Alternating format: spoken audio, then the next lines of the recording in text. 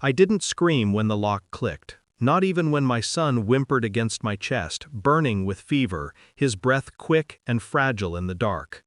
Silence was the only power I had left, and I held it like a scalpel. I heard his footsteps retreat down the hallway. He didn't look back. He didn't need to. He thought I was already defeated. He was wrong. When I met Daniel, he was the kind of man who kissed my knuckles like I was something precious. He remembered the color of my first scarf. He stayed awake with me during storms because he knew thunder made me uneasy. Back then, I didn't know that some men only perform love until you're too entangled to leave. I didn't see the rot beneath his charm. But rot always surfaces. Discovery of betrayal. It started with small things. Nights he came home smelling of perfume I didn't own. Business trips that never existed. A new phone he guarded like a state secret. When he slept, he held it under his pillow, as if my fingers were capable of detonating his lies. I didn't confront him.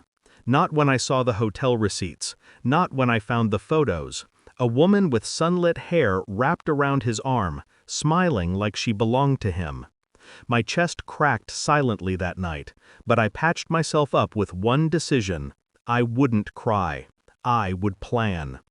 People mistake stillness for weakness, but stillness is where strategies are born. I documented everything: dates, receipts, calls, messages. I learned the laws he never thought I'd understand. I spoke to lawyers quietly, calmly, like I was ordering tea. I waited for the moment he'd hand me the match I needed to burn his world down. It came sooner than I expected, disguised as cruelty. The night he locked us in. Our son developed a fever, his little body trembling against mine. Daniel panicked, not for our child, but for the flight he was about to miss. "Don't touch my phone," he snapped, packing his suitcase. "And don't go anywhere. You'll be fine in here."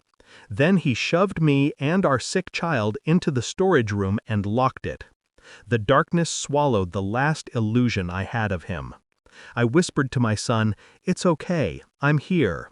But inside, something colder than grief settled in my bones. This wasn't a marriage. This was war. The door breaks down.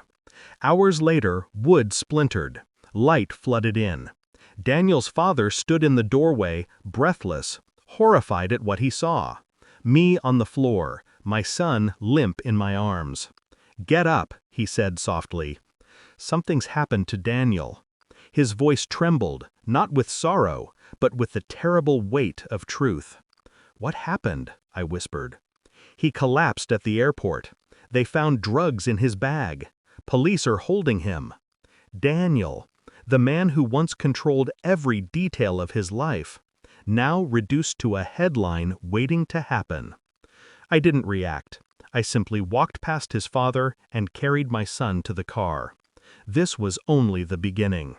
Execution of the plan.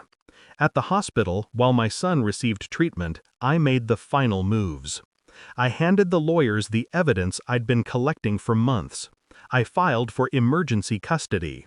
I froze the joint accounts he assumed I never had access to.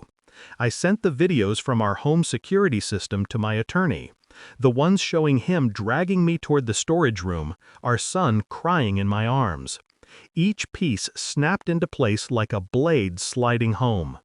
By the time Daniel called me from custody, his voice hoarse and frantic, it was already over. "Please," he begged through the static, "help me. You know I'd never hurt you." I smiled without emotion. "You already did." When I visited him at the station, he looked smaller, deflated, like a man seeing the edges of his kingdom crumble. "You set me up," he hissed.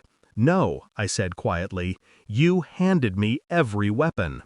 I slid a folder across the table. Evidence, reports, custody filings. His eyes widened as reality clawed at him. "You're leaving me," he whispered, astonished that I could do what he thought I was incapable of. "I'm freeing myself," I corrected. "You won't win." I already did. His father stood behind me. He said nothing. He didn't have to. The silence around us was the sound of an empire collapsing. Days later, when the judge granted me full custody, I didn't celebrate. I sat outside on the hospital lawn with my son asleep on my chest, his fever finally broken. I felt clean, like someone who had stepped out of a storm and realized she never needed shelter. She was the storm. People think revenge is fire, but the truth is simpler. Revenge is clarity. A moment when the world rearranges itself, revealing the truth you were too loyal to see. Daniel tried to trap me in darkness. Instead, he handed me the light that led me out. And I didn't just walk away. I rose.